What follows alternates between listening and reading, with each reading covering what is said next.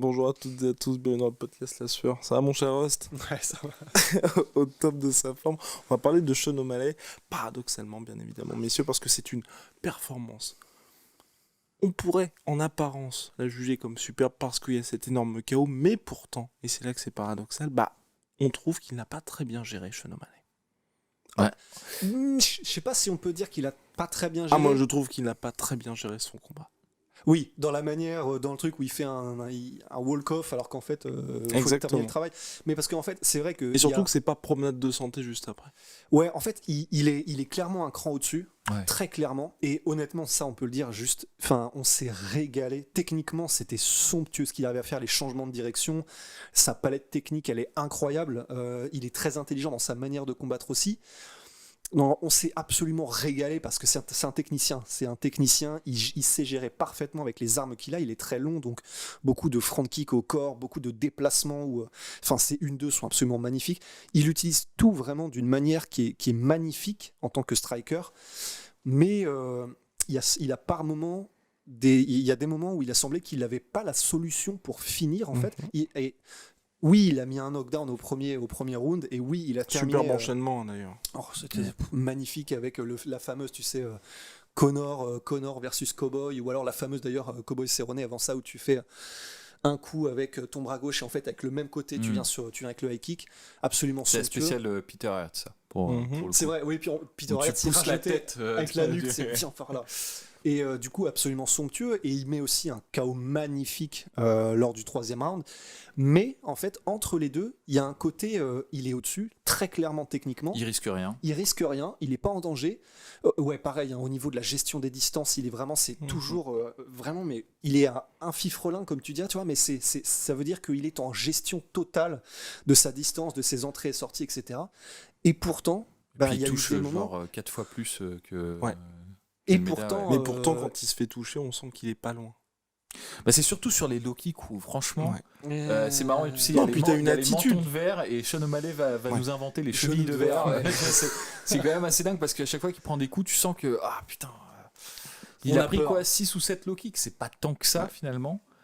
Et pourtant il y a des moments où tu te dis bon, c'est chaud quoi, c'est chaud. Mais à part ça, honnêtement, il était carrément au-dessus. Alors on pinaille, c'est vrai qu'on pinaille, oui, c'est ça. On pinaille, mais parce que c'était vraiment un match-up qui était extrêmement favorable pour lui. C'est ça. On n'a pas trop insisté dessus parce que il suffit qu'on dise qu'un match-up est favorable pour que finalement on se prenne un retour de réalité dans la gueule sur le combat qui suit. Puis après on a bien tout le monde qui se fout de notre gueule derrière, mais c'est vrai que Almeida, c'est un mec qui est extrêmement agressif mais qui pêche par sa défense et qui surtout est très frontal dans sa démarche et a horreur des gens qui feintent beaucoup. Et là, dès le début, quand il a fait 2 feintes, Almeida marchait dans toutes les feintes, il était frustré après pendant tout le combat, et il déclenchait quasiment jamais en fait. Et après, c'était Sean O'Malley qui... Et quand il déclenchait, il ne suivait pas là où il aurait fait coup par coup, et ça pouvait pas marcher. Tu peux pas marcher sur du coup par coup avec un profil comme Sean O'Malley qui a un avantage d'allonge, un avantage de mouvement, qui est juste plus sophistiqué que toi en fait. Il aurait fallu rendre le combat un peu sale, il aurait fallu essayer de rentrer dedans, clincher ou même enchaîner les attaques, parce qu'il y a plusieurs moments où il l'avait sur le reculoir, mais après, kudos aussi, parce que c'est vrai qu'on dit qu'il aurait fallu qu'il clinche et qu'il coupe la distance, mais d'un autre côté aussi, les déplacements et surtout la manière de s'évader en changeant de direction rapidement beau, et de garde en même temps, et en même temps qu'il jab sur la sortie de O'Malley, honnêtement, c'était scolaire et somptueux dans sa manière de faire. Donc pas évident non plus. Il aurait fallu, oui, mais vu ce qu'il a mis en place pour justement éviter ça, Sean O'Malley, et rester tout le temps à l'extérieur, compliqué quand même, très compliqué. Non mais c'est clair, non mais c'est sûr, mais c'est pour ça qu'on est sévère avec O'Malley. C'est parce que le match-up était fait pour le faire briller, et normalement il aurait dû terminer ce combat au premier round. C'est ça. Et c'est vrai qu'il a ce côté un peu trop complaisant. Je trouve qu'il peut lui jouer des tours. Il y a plusieurs moments où il essaie de passer les feintes de tête, les feintes de regard. Et c'était vraiment énervant parce qu'il y a 2 fois où il s'est pris un crochet en contre là-dessus, et tu fais mais... Non, c'est bon, le show c'est bien quand t'es vraiment en contrôle, mais c'est parce que franchement, si jamais il se prend un KO comme ça, ça va devenir viral. Hein. Enfin, il se rend pas compte, là, il joue vraiment avec le feu là-dessus, parce que c'est à double tranchant. C'est sûr que s'il met un KO en faisant son petit truc, bien sûr, ça va faire les réseaux sociaux et tout, mais il se rend pas compte que si jamais il se prend un KO à ce moment-là, mais Parce Mais que- jusqu'à sa mort, on va lui rappeler quoi. C'est, Non, mais vraiment. Parce que par exemple, il suffit. En fait, quand on dit que Almeida aurait pu suivre, c'est-à-dire qu'en fait, lorsqu'il fait une avancée, il met un coup et après il s'arrête. Typiquement, tu mets genre la séquence utilisée par Masvidal pour mettre KO c'est ça, Darren c'est Till. ça, c'est C'est exactement ça. terminé. Hein. Ouais, tout à C'est fait. ça qui est extrêmement compliqué, quoi. C'est que là, c'est entre guillemets Thomas Almeida qui était même pas dans une bonne dynamique. Le style est extrêmement favorable parce qu'il n'est pas forcément très mobile, etc. Mais pour d'autres strikers de la catégorie, Petrian par exemple, il est très bon pour suivre en alors shiftant, la vache, etc. ouais, non, c'est clair. Oh, oui, mais là, bon, champion. Enfin, Ouais, champion. mais pour Champion, dire- je sais ce pour qu'il dire perd sa qu'il y a des sortie. styles que quoi. Oui, tout à fait. Mais bon, il a le temps d'évoluer quand même. Ouais, Sean c'est ça O'Malley. qui est bien. Et il y a tellement de promesses justement parce que c'est ça, il était en contrôle et entre guillemets, il est un petit peu flemmard parce qu'il est autant en avance techniquement aussi. Moi, les gars, j'ai vraiment peur. Moi, ce qui me fait vraiment peur avec lui, c'est que, mine de rien, ok, il a dominé, mais on a eu quand même une claire baisse de régime. Et heureusement que c'était Almeida. Tu vois, il y a un moment, en fait, C'est on n'a pas tant- senti cette sérénité de A à Z. Il y a un moment, je peux dire qu'il y avait un petit côté panique, mais un petit oh, ça se passe pas comme prévu. C'est pas tant une baisse de régime parce qu'il diminue pas son rythme. C'est plus à un moment donné, il est à court d'idées. Parce que j'ai l'impression que Sean O'Malley, un peu comme Conor McGregor, un peu comme ces profils-là, ils ont un striking super atypique et ça marche beaucoup sur la surprise. Mhm. C'est-à-dire, ils ont des enchaînements, des façons d'attaquer qui sont pas conventionnelles. Et passer le moment où tu as fait 2-3 fois la même feinte, 2-3 fois le même enchaînement, Mhm. bah, l'adversaire s'adapte et ça marche plus. Par exemple, bah, typiquement ce qu'on soulignait, la feinte de regard où il regarde le public et il revient avec le 1-2. Ouais.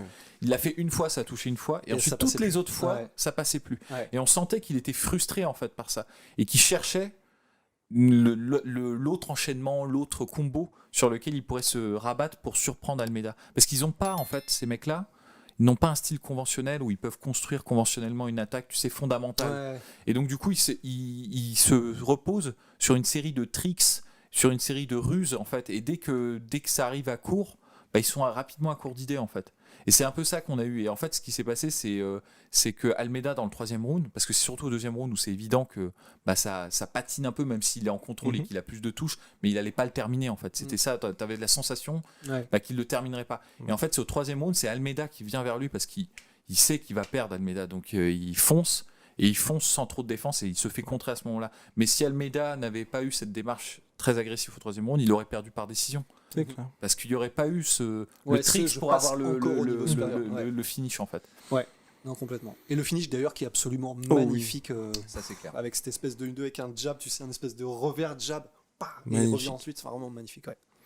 Bref, ouais, j'attends de voir en tout cas pour la suite, mais sachant que là, c'est vrai qu'on se posait la question de quel adversaire pour Sean O'Malley.